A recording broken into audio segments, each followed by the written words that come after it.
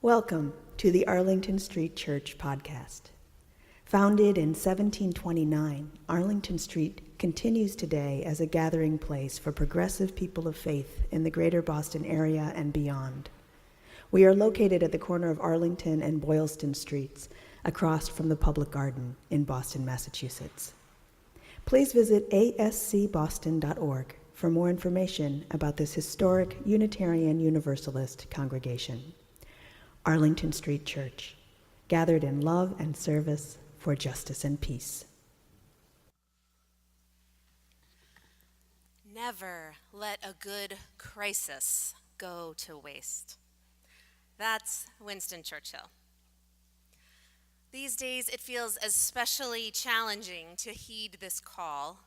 With so many storms raging, the crises are stacking up.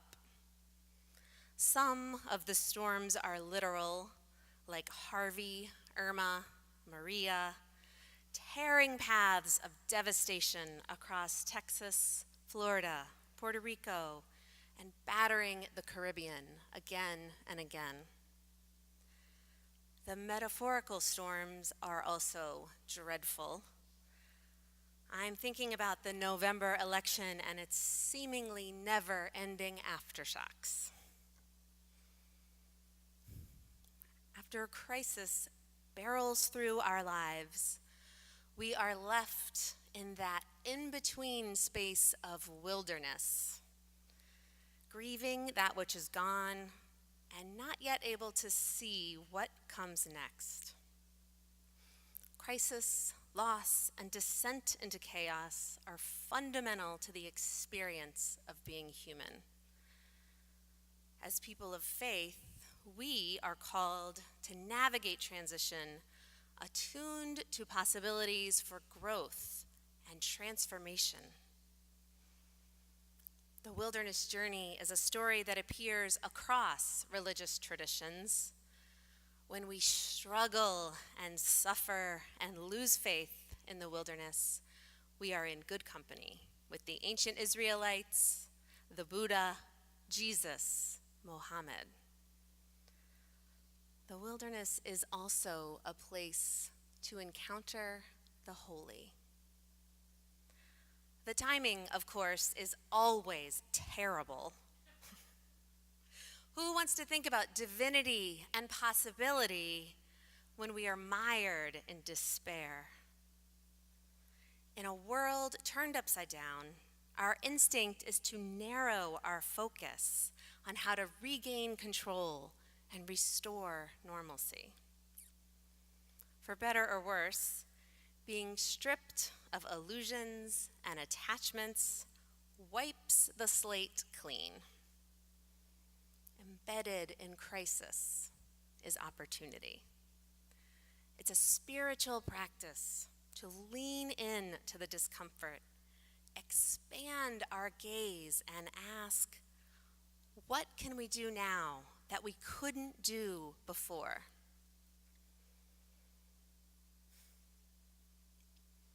In the wake of the election, many of us, myself included, sought protection in drawing lines of demarcation between us and them. In the scary unknown of this wilderness, it feels safe to close ranks, to fiercely guard our PLU clubhouse, people like us only. But actions driven by the animating force of fear or hatred will not serve us or the values that we aspire to.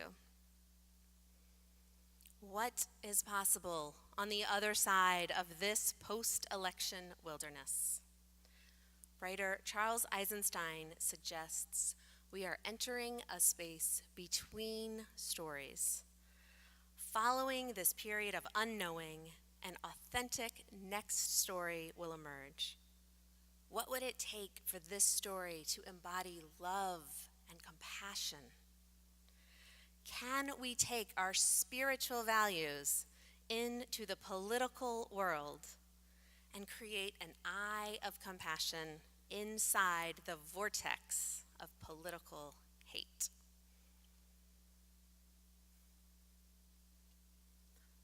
these words have written themselves on my heart. My parents are wonderful, kind, generous people, and both of them voted for Donald Trump. For me, leaning into this crisis has meant staying open to these people whom I love, holding the fullness of their humanity has helped me challenge the impulse to dehumanize half the American electorate.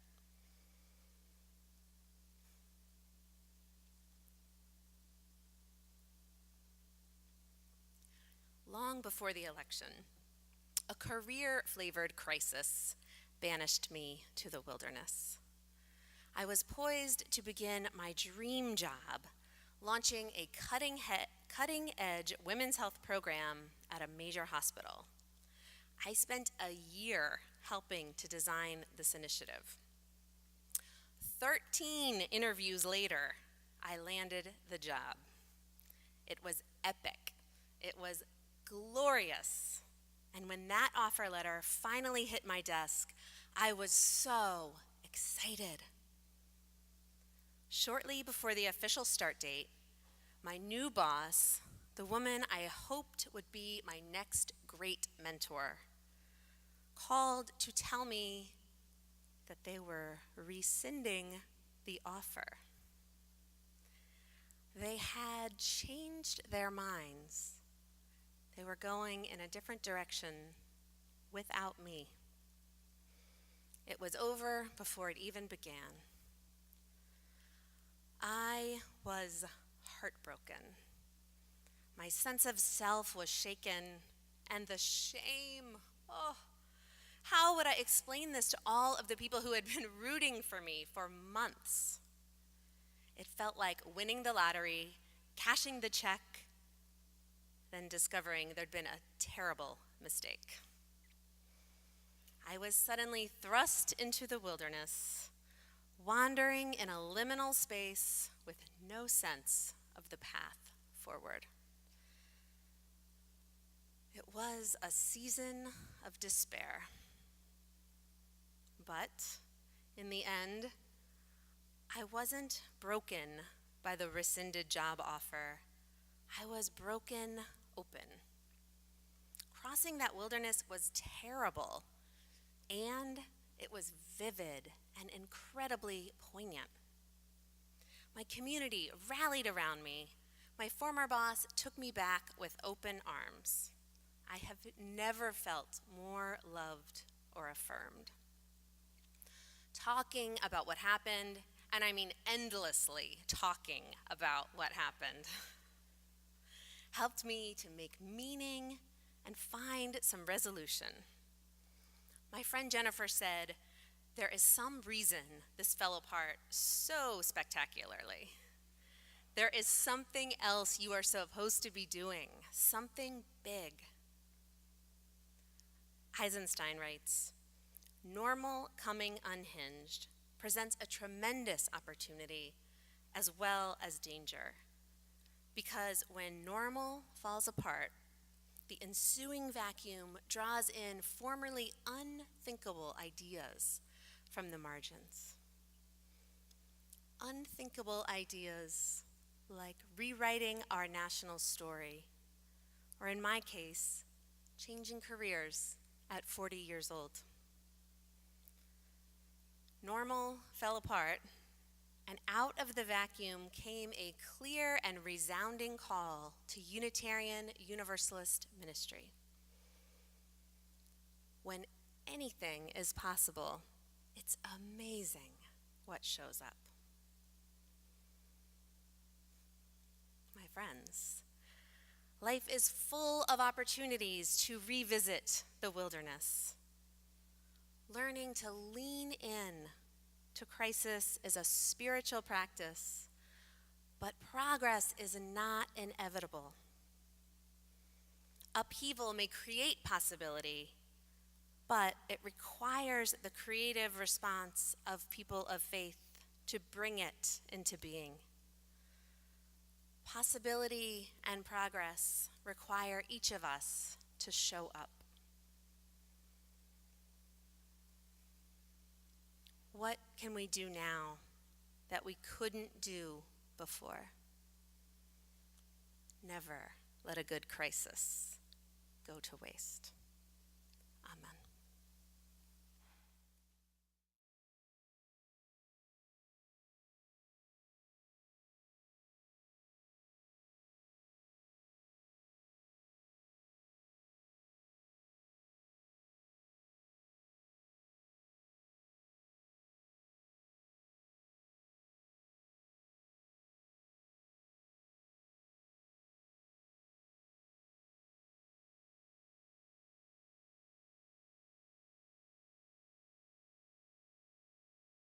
Thank you for listening to this week's podcast. We would love to hear from you via email at office@ascboston.org or through our Facebook page. If you would like to support the good work of Arlington Street Church, please consider a contribution by check in the mail or through our website, ascboston.org.